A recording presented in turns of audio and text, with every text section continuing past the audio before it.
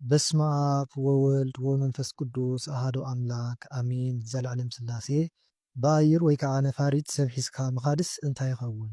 እዚ ማለት ስድራኻስ ናብ የማን ምምራሕ ማለት ኣብ ዙርያኻ ዘለዉ ሰባት ካብ ናይ ዓለማዊ ህይወት ናብ ጽቡቕ ህይወት ናብ ሰማያዊ ህይወት ምውፃእ ማለት እዩ። ካብ መሬት ልቕን ምባል ትሕቲ ፈጣሪ ምዃን ማለት እዩ። ጽቡቕ እዩ ማለት እዩ።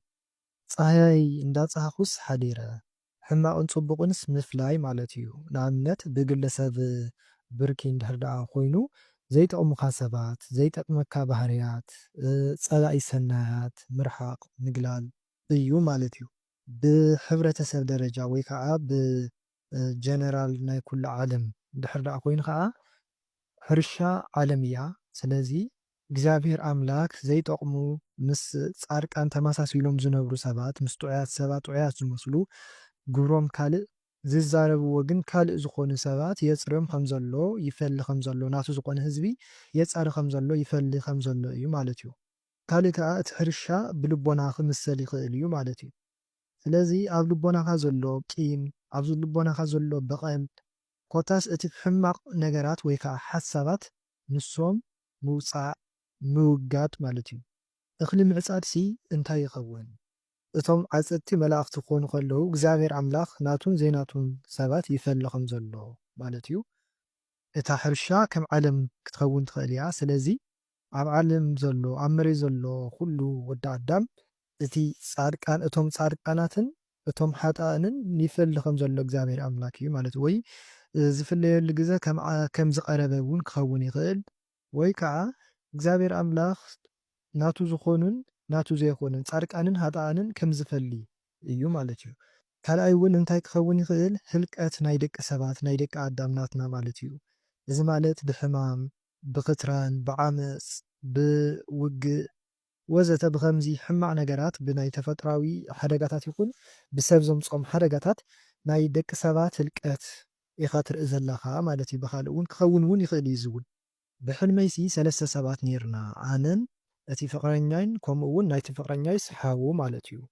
ካብኡ ብኣካል በቲ ኖርማል ላይፍ ግዝያዊ ቀለበት ኣሲርና ነርና ፕሮሚስ ጌርና ነርና ማለት እዩ። ናይ ብሪ ቀለበት ኣሲርና ነርና ጌርና ነርና እና ኣብዚ ሕልሚ ግን ዛናቱስ ናብ ወርቂ ቀለበት ዝቐይራ ዛናተይ ግን ከምዛ ልላታ ካብኡስ ውሽጠይሲ ከመይ ደኣ ናይኸ ወርቂ ዘይኮነት ይብል ካብኡ ኢዱ ስሕብ ኣቢለሲ ኣብዛ ቀለበት ለላታ ኢዱስ ይስዕሞ ብድሕሪኡ ሰለስቴና ማለተይ ዝሓውን እና ዝፍቕረኛይ ከምኡ እውን ኣነ ኮይናሲ ናብዚ ኣልጋ ደይብናስ ሰለስቴና ብሓደ ሃሪስናስ እዝስ እንታይ ይኸውን? ካብ ብሪ ናብ ወርቂ ምቕያር ኣብ እምነቱ ከም ዘሎ ፅንዓት ከም ዘለዎ ግን ማዕረ ማዕረ ተትቕየራ ነይረን ናይ ክልቲኹም ማለት እዩ። ልቦናኹም ሓደ እዩ ክንብል ነርና ማለት እዩ። ኩሉ ሓሳብኩምሲ ሓደ ዓይነት እዩ ንበልና ነርና ኮይኑ ግን ናቱ ጥራይ ምቕያሩ ናብ ወርቂ ምቕያራታ ቀለበት ንሱ ኣብ ፅንዓቱ ኣብ ቃል ኪዳኑ ከም ዘሎ እዩ ማለት እዩ። ንስኺ ግን ብዝተፈላለዩ ምክንያት ብሃፍቲ ብመልክዕ ብዝኾነ ነገር ኣብቲ ቃል ኪዳንኪ ቁሩብ ከምዘየለኺ ወይ ከዓ ካብቲ ዝኣተኽዮ ቃል ኪዳን ቁሩብ ድሕር ከም ዝበልኪ ክኸውን ይኽእል ማለት እዩ።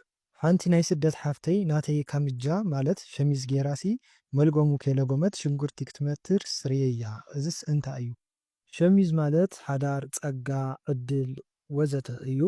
ስለዚ እታ ሰብ መንእሰይ እንድሕር ኮይና ኣዴና ሰማያዊት ቅድስት ኣርሴማ ንዓኣ ተመሲላ ሽጉርቲ ብክልተ እዩ ዝፍታሕ እዩ ዝበሃል። ስለዚ በቲ ፅቡቕ ፍቱሕ እንተኸይድና ቃል እግዚኣብሔር ስለ ዝበሃል ቃል እግዚኣብሔር ብዝርድአካ ብዝጥዕመካ መልክዕ ኣድቅቅ ኣቢላ ማለት እዩ ትህበካ መቲራ ትህበካ ከም ዘላ እዩ ማለት እዩ። እቲ ሸሚዝ ምግባራ ከዓ ንሳ እቲ ቅድም ዝበልክኻ ሸሚዝ ማለት ሓዳር ፀጋ ዕድል ክኸውን ስለ ዝኽእል ወይ ከዓ ውልድ እውን ክኸውን ስለ ዝኽእል ወዲ ተባዕታይ ውልድ እውን ይበሃል እዩ። ንሱ ኣዴና ሰማያዊት ቅድስት ኣርሴማ ከም ትበካ ክኸውን ይኽእል ማለት እዩ። ሓደ እዚ ካልኣይ ሽጉርቲ ፅቡቕ ኣይኮነን ማለተይ ነገር ይበሃል እዩ።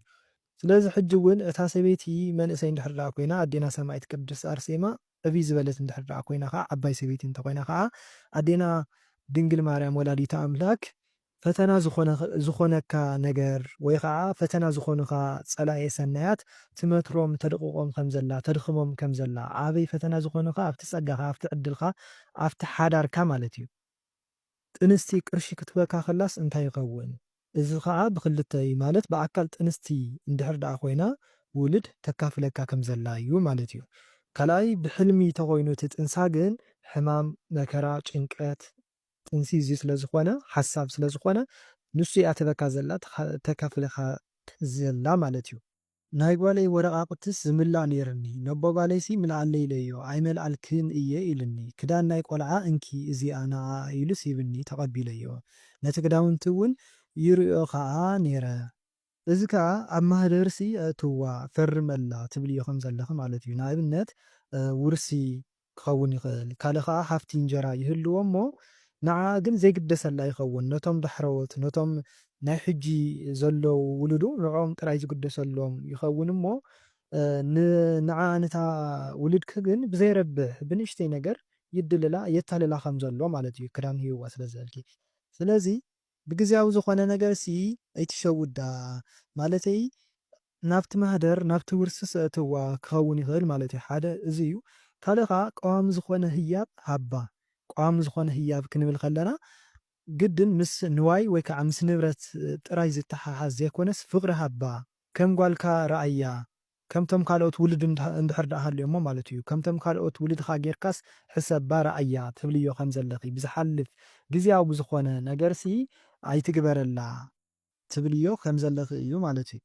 ሓንቲ ናይ ፖሊስ መኪናስ ትመጽእ ይርኢ ካብኡስ ይሕባእ ክልተ መንእሰይ ኣወዳት እውንሲ ምሳይ ኣለዉ ካብኡ ሓደ ነዊሕ ወድስ ክሕዘና ይመጽእ እሞ ንከምስል ግንሲ ይስሕቕ ነበረ ማለት እዩ። ካብኡ ይሃድም ካብኡስ ዝተዓፀወ ገዛ ነይሩሲ ኣነ ናብኡ ከዓስ ክኸይድ ይፍትን ኣብኡ ከዓ 5 ተር ዝበላ ኣእዱግስ ነበራ ኩለን ሰጊረየንስ እታ ናይ መወዳእታ ኣድጊ ግን ትረግሐኒ እሞ ናብ ጫካ ይኣቱ ኣብኡ ከዓ ይሃድም እቶም ክልተ መናእሰይ ከዓ ምሳይ ነበሩ ሽዑ ሓንቲ ዝፈልጣ ሰበይትስ ምስ ወዳስ ይረኽባ ማለት እዩ። ካብኡ ተር ዝበለ መንገድስ ይረኣየኒ እቶም መናእሰይ ትብልዮም ዘለኺ ሚካኤል ወገብርኤል እዮም ማለት እዩ። ስለዚ ቅዱስ ሚካኤል ሊቀ መላእክትን ሊቀ መላእክት ቅዱስ ገብርኤልን ኣብ ግዜ ፈተናኺ ኣብቲ መከራኺ ምሳኺ ከም ዘለዉ ኣብ ጎንኺ ከም ዘለዉ እዩ ማለት እዩ። እቲ ትጎዮ ዘለኺ ጉያ ከዓ ህውከት ሓሳብ ጭንቀት ሃለውለው ምባል ብእንጀራ ዓለም ክኸውን ይኽእል ብኩሉ ብነፍሲ እውን ክኸውን ይኽእል ማለት እዩ።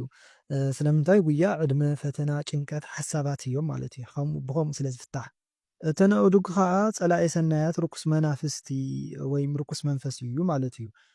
እታ ሰበይቲ ዝረኸብክያ ከዓ ኣዴና ቅድስ ድንግል ማርያም እያ ማለት እዩ። ንዓ ምስ ረኣኽያ ከዓ መንገዲ ትረኽቢ ማለት ናብቲ የማናይ መንገዲ ዝመርሕ ናብቲ መንፈሳዊ ህይወት ዝመርሕ ብሩህ ዝኾነ መንገዲ ክውን ብሩህ ይኸውን ማለት እዩ። ነዴና ድንግል ማርያም ክትረኽብያ ከለኺ ወይ ከዓ ንዓይ ለምንኒ ካብቲ ኣብ ጭንቀት ኣብ ሓሳባት ኣብቲ ሃለው ምባል ብናይ እንጀራ ክኸውን ይኽእል ብዝተፈላለየ ኣብ ህውከት ትህልው እሞ እንተሃሊኺ ማለት እዩ። ስለዚስ ንዓይ ለምንኒ ኣነት መንገዲ ክሕብረኪ ንዓይ ሕተትኒ እያ ትብለክ ዘላ ኣዴና ቅድስት ድንግል ማርያም ማለት እዩ። ሚካኤል ወገብርኤል ከዓ ይራድኡኹ ከም ዘለዉ እዩ ማለት እዩ።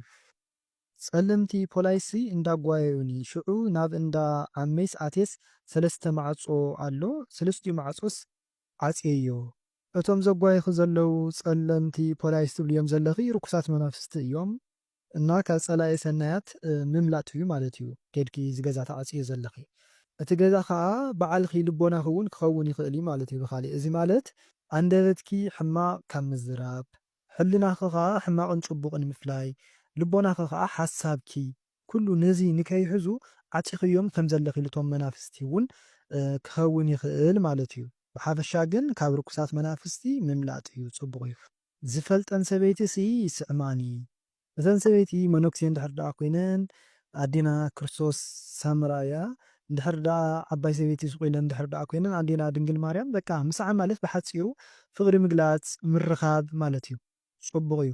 ዘይቱን ምብላዕኸስ እንታይ ይኸውን እናበላዕኹ ሓዲረ ዘይቱን ቃል ቅዱሳን ጥዑም ዝኾነ ቃል ኣምላክ ምምጋብ ምብላዕ ምድማፅ ማለት እዩ። ሓንቲ መሓዛይሲ ንገዛይ ትመጽእ እሞ ደቂሰ ከለኹስ እንዳሰሓቐት ኣትያ ኣነ እውን እንዳሰሓቅኩስ ተቐቢለያ ሽዑ ክዳውንተይ እንዳፈተሸትሲ ኮርያ ብድሕሪኡ ማለት እዩ። እንታ ደኣ ኮንኪ እንተበልክዋሲ ምዝራብ ዝተኣበኒ ሽዑ ክዳና ስራኣ ማለት እዩ ገዲፋትለይስ ከይዳ እንታይ ደኣ ኮንኪ ተበልክዋስ ዘይትምልሰለይ ካብኡ እውንሲ እንትፍ እንተበልኩሲ ደም ኮይኑ እዚ ከዓ ኣብታ መሓዛኺ ዘሎ ኣብ ልዕሊኣ ዘሎ መንፈስ ቀናቕ ከም ዝኾነ መናው ከም ዝኾነ ከምኡ ዓይነት መንፈስ ከም ዘለዋ እዩ ሕፅር ብዝበለ ማለት እዩ። ክዳን ክትፍትሽ ዘላ ከዓ ኣብ ሓዳርኪ ሓዳር እንድሕር ደኣ ሃሊኪ ሓዳር እንድሕር ደኣ ዘይብልኪ ብሓፈሻ ንዝመፅእ ዋላ ንድሕሪ ሕጂ ንዝመፅእ ናይ ሓዳር ነገራት ኣብኡ ኣብታ መሓዛኺ ልዕሊኡ ኣብ ባዕላ ዘሎ ርኩስ መንፈስ ኣብኣ ዝሓደረ ርኩስ መንፈስ ይቐነልኪ ከም ዘሎ ሓዳር ንከይትረኽቢ ይፅዕረልኪ ከም ዘሎ እውን ክኸውን ይኽእል ማለት እዩ። እቲ ምንጋር ኮርያ ትብልያ ዘለኺ ከዓ በቃ ሕጉስቲ ከም ዘይኮነት በኣኺ እዩ። እቲ ስረ ትገድፈልኪ ዘላ ከዓ ናታ መንፈስ ይፈታተነኪ ከም ዘሎ ገዲፋትልኪ ትኸይድ ከም ዘላ እዩ ማለት እዩ። እቲ ኣብኣ ዘሎ መንፈስ ሕጂ እውን ይፈታተነኪ ከም ዘሎ ኣባኺ ንዓኺ ማለት እዩ። ብምቕፃል እቲ እንጥፍ ክብል ከለኹ ደም ዝመስል ይወፃኒ ዝበልክዮ ከዓ ቀዳማይ ኣብ መንፈሳዊ ሂወት እንተሃሊኺ ኣብ ፀሎት እንድሕር ደኣ ተሃሊኺ መተት ብምግብ ዝኣተየ ክኸውን ይኽእል ብዝተፈላለየ መልክዕ ዝኣተወ ወይ ከዓ ናይቲ ርኩስ መንፈስ መርዚ ይወፀለኺ ከም ዘሎ እዩ ማለት እዩ። ካልኣይ ከዓ ደም እንጀራ እዩ ዝበሃል። ስለዚ ትገፍዕዮ እንጀራ ከይህሊ ማለት እዩ። እዚ ማለት ትገፍዕዮ ስራሕ ወይ ከዓ ትገፍዕዮ ዓርኪ እውን መሓዛ ክኸውን ይኽእል ማለት እዩ። እንድሕር ኣብቲ ግፍዒ እንድሕር ደኣ ዘለኺ ኮንክ ከዓ መተት ይወፀልኺ ከም ዘሎ እዩ ማለት እዩ። ኣፍቃሪሲ ኣለኒ እና ናብ ዓዲ ይኸይድ ይመስለኒ እሞ ናብ እንዳ ኣቦይ ማለት እዩ። ሽዑ እቲ ኣፍቃሪየሲ ኣብቲ ድሕሪ ቤትናስ እግሩ ኣሳፊሑስ ከፍ ኢሉ ነበረ። ኣነ ከዓ ኣብ ማእኸሉስ ኮፍ ኢለ ማለት እዩ። ስቕ ኢሉ ስለ ዝነበረ ከዓ ከፃውቶ ይፍትን ከምዚ እግሩ ብርኩስ ይኹርኮዖ ነገር ማለት እዩ እና የስሕቆ ሽዑ ንሱ ከዓ ከምዚ ድኺ ከምዚስ ኣይትመስለንን ነርኪ ይብል ማለት እዩ። ካብኡ ኣብቲ ገዛ እንዳ ኣቦይሲ ቆልዑ ነረን 4 ይኾና እየን ማለት እዩ። ካብ ወለድናሲ ናብ ዝኾነ ገሾም እዮም መሲልኒ ከምዚ ገዛ ሓለዋ ዝተባሃላ እየን ዝመስላ እተን ቆልዑት ናእሽቲ እየን እተን ቆልዑት ሓንቲ ግን ካብ እንስ ዕብይ ዝበለት ነበረት ማለት እዩ። እና እንጀራ ፀብሒ ከዓሲ ኣብኡ ነበረ እና እታ ዕብይ ዝበለትሲ እተን ቆልዑት ነቲ እቲ ምግቢ በሊዐን ነቲ ፀብሒ ሽሮ ጥራይስ የትፎ እሞ በሊዕን ኣለይ ከይውዳእ ኣለይ ከዓ እቲ ዝተረፈ ፀብሒ ኢላሲ እታ ዕብይ ዝበለት ቆልዓ ማለት እዩ ነቲ ፀብሕስ ብድሕሬና ብድሕሪ እቲ ዓርኬሲ ተቕምጦ እቲ ዓርኬ ከዓ ነቲ ብረድስቲ ኣልዒሉሲ ነቲ ፀብሕስ ናገጠጠስ ይበልዖ። ኣነ ከዓ ኣታ ስለምንታይ ፀብሒ ጥራይ ትበልዕ ዘለኻ ይብሎ። ንሱ እውንሲ ስቕበሊ ጥዑም እዩ ይብለኒ። ኣነ ከዓስ ፅናሕ እንጀራ ከምፅእ ይብሎ እሞ ኪድሽ ይብለኒ ማለት እዩ። ኣነ እውን በለው ዝፅናሕ እሞ እንጀራስ ከምፅእ ኢለስ ክኸይድ ክብልሲ ዝረስሐ ካልሲ ነይሩ ናቱ ማለት እዩ። ነዚ እውንስ ተማልእዮ ኣፅርዮ ኣምፅዮ ይብለኒ እሞ ኣነ ከዓ እሺ ኢለስ ናኸድኩ ከለኹስ ኣብ መንጉኡስ ብር ኣቢለ ከፍ ምባልኩም ማለት ሓቢርኩም ከፍ ምባል ሓደ ኣካል ከም ዝኾንኩም ፍቕሪ ሓድነት እዩ ማለት እዩ። ንስኺ ናቱ ክፍሉ ከም ዝኾንኪ ንሱ እውን ናትኺ ክፍሊ ከም ዝኾነ እዩ ማለት እዩ። እቲ ፀብሒ ሽሮ ከዓ ፅቡቕ እዩ ምንም ሕርኽርኽ ዘይብሉ እዩ ሽሮ ምንም ጥዑም እዩ ማለት እዩ። ስለዚ ከምኡ እቲ ሓዳርኩም እውን ፅቡቕ ክኸውን እዩ ጥዑም ክኸውን እዩ ሕርኽርኽ ዘይብሉ ክኸውን እዩ እግዚኣብሔር ዝተቐበሎ ማለት እዩ። እንጀራ ከምፅእ ትብልዮ ዘለኺ ከዓ ትሕግዝዮ ከም ዘለኺ ናብ ፅቡቕ ትመርሕዮ ከም ዘለኺ እሺ ኪዲ ዝብለኪ ዘሎ ከዓ ንሱ እውን ከም ዝኣምነኪ ከም ዝእዘዘኪ እዩ ማለት እዩ። እቲ ካልሲ ከዓ ሓዳር እዩ ልቦንኡ እዩ ዝህበኪ ዘሎ ማለት እዩ። ዝኸፍተልኪ ከም ዝኸፍተልኪ ዘሎ ማለት እዩ። እቲ ልቦንኡ ካልሲ ሓዳር እዩ ወይ እውን ኣብቲ ሓዳርኩም ዝኾነ ቁሩብ ፈተና ይኸውን እሞ ንሱስ ኣፅርዮ ይብለኪ ከም ዘሎ ብምንታይ ብፀሎት ንእግዚኣብሔር ብምምሕፃን ማለት እዩ። ሕጂ እውን ካልእ ሓሊመሲ ምስ እዩ ምስቲ ኣፍቃሪ ማለት እዩ ብስልክሲ እንዳዕለልና ከለናሲ ሓደ ዘይፈልጦ ወዲ መፂሲ ኣነ ምዃንኩ ምስ ረኣየሲ ስማዕንዶ ስለምንታይ ምስኣስ ትደዋወል ዘለኻ ንሳኮስ ኣብ ስደት እያ ዘላ ምናምን ይብሎ ማለት እዩ። ካብኡ ንሱ ከዓ ሰንቢዱስ ነታ ስልክስ ይድርብያ እሞ ምስኡ ይበኣስ ይከራኸር ማለት እዩ። ኣነ ከዓ በቃ ተባኢሶም ኣይምለሲ እናበልኩሲ ይሓዝን ከምኡ እናበልኩ ከለኹ ብኣካልስ ይመፁ እሞ ኣነ ከዓስ ደስ ይብለኒ መፂኻ ይብሎ እወ ወቂዐዮስ መፅአ ይብለኒ እሞ ኢዱ ስሕብ ኣቢለሲ ይስዕማ ነታ ኢዱ ማለት እዩ። እቲ ምስዓም ፍቅሪ ምግላፅ እዩ፣ ውህደት እዩ፣ ምርኻብ እዩ።